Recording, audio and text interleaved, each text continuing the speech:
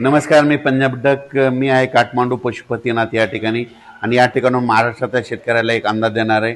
महाराष्ट्रातल्या सर्व शेतकऱ्याला सांगू इच्छितो की तुम्ही काय करा, शेतीचे कामे करून घ्या. आजच्यानं कंप्लीट 12 दिवस पाऊस यायचा राहिलेला आहे. म्हणजे 12 दिवसा पाऊस राहिला आहे, म्हणजे 12 दिवसानं मान्सूनचा पाऊस येणार आहे. म्हणून हे सर्वप्रथम शेतकऱ्यांनी अंदाज लक्षात घ्यायचा आणि शेतीचे कामे करून घ्यायचे.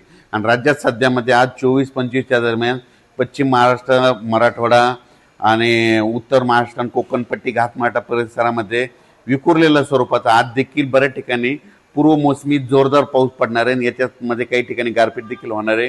म्हणून हे अंदाज शेतकऱ्यांनी लक्षात घ्यायचा. त्याच्यानंतर विदर्भातल्या शेतकऱ्याला सांगू इच्छितो की विदर्भातल्या शेतकऱ्याचे फोन आले, पूर्व मोसमी पाऊस कधी येणार आहे. तर विदर्भातल्या सर्व शेतकऱ्याला सांगू इच्छितो की पूर्व मोसमी पाऊस तुमच्याकडं 26 मे पासून ते 5 जूनच्या दरम्यान चांगला पाऊस पडणार आहे. वेगवेगळ्या भागात विखुरलेल्या स्वरूपाचा खूप काही काही ठिकाणी ओढे नाले वाहतील असा विदर्भात देखील 26 मे ते 5 जूनच्या दरम्यान त्या 10 दिवसामध्ये पडणार आहे. सगळीकडे ती एकदा येणार नाही. म्हणून हे देखील विदर्भातल्या शेतकऱ्यांनी अंदाज लक्षात घ्यायचा. पण विदर्भातल्या शेतकऱ्याला सांगू इच्छितो की तुम्ही काय करा, शेतीचे कामे करून घ्या, शेत तयार करून घ्या. कारण की तुमची पेरणी जरा यावर्षी लवकर होण्याची चान्स आहे. कारण की यावर्षी पाऊस शॉर्टकट मार्गाने येत असल्यामुळं, मान्सून शॉर्टकट मार्गाने येत असल्यामुळे तुमच्याकडे देखील मोसमी पाऊस लवकर दाखल होणार आहे.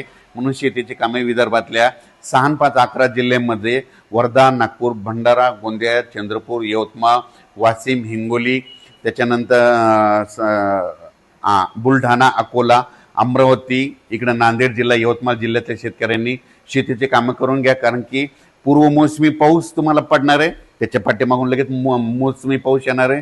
म्हणून तुमच्यासाठी खूप चांगलं वातावरण राहणार आहे. म्हणून हे देखील लक्षात घ्यायचं. परभणी जिल्ह्यातल्या शेतकऱ्यांनी देखील शेतीची कामे करून घ्यायची.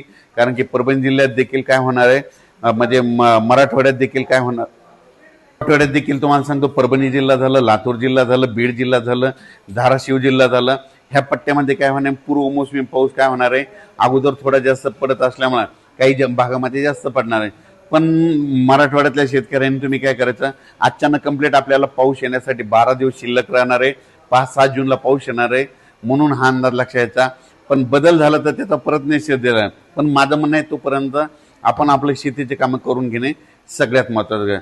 उत्तर महाराष्ट्रातल्या शेतकऱ्यासाठी एक आनंदाची बातमी, उत्तर महाराष्ट्रातील काय होणार आहे, म्हणजे 26-27 मेच्या दरम्यान देखील पूर्व मोसमी पाऊस असणार आहे. आणि उत्तर महाराष्ट्रात देखील काय होणार आहे, म्हणजे 1 जूनच्या नंतर देखील बऱ्याच ठिकाणी तिकडल्या भागात देखील चांगला मान्सून पूर्व, नंदुरबार जिल्हा झाला, धुळे जिल्हा झाला, जळगाव जिल्हा झाला, नाशिक जिल्ह्यामध्ये पाऊस बरसणार आहे. म्हणून हे अंदाज लक्षात यायचा. पण उत्तर महाराष्ट्रातल्या शेतकऱ्याला सांगू इच्छितो की तुम्ही काय करा, म्हणजे 5 जूनच्या अगोदर तुमचे शेतीचे कामं सगळे रेडी करून ठेवा. कारण की मान्सून पूर्व पाऊस बी बरसणार आहे आणि त्याच्या पाठीमागून मान्सून येईल.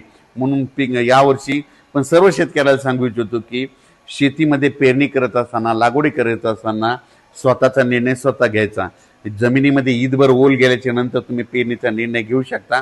4 बोट गेलं तर तुम्ही पेरणीचं पाणी पेरणीचा निर्णय घेणं हे तुम्ही तुमचं स्वतःचं ठरवायचं.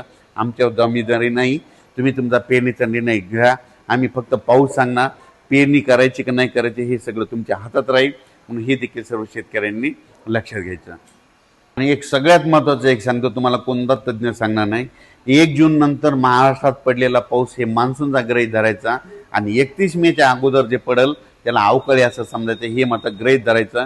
म्हणून काय करायचं, 1 जून नंतर जर तुमच्या शेतामध्ये चांगला ईदभर ओलीचा पावसाळा असला तर तुम्ही तुमचा पेरणीचा निर्णय घेऊ शकता. पण तुम्हाला सांगू इच्छितो, यावर्षी मान्सूनसाठी इतकं पोषक वातावरण कधीच नसतं. पण तुम्ही बघा, 30 आणि 31 तारखेला आपली केरळची देवभूमी हो, चांगला मान्सून सक्रिय होणार आहे. आणि ते सक्रिय झाल्याच्या नंतर 4 ते 5 दिवसात मध्ये 5-7 जूनच्या दरम्यान तो महाराष्ट्रात येऊ शकतो. म्हणून हे लक्षात घ्यायचं.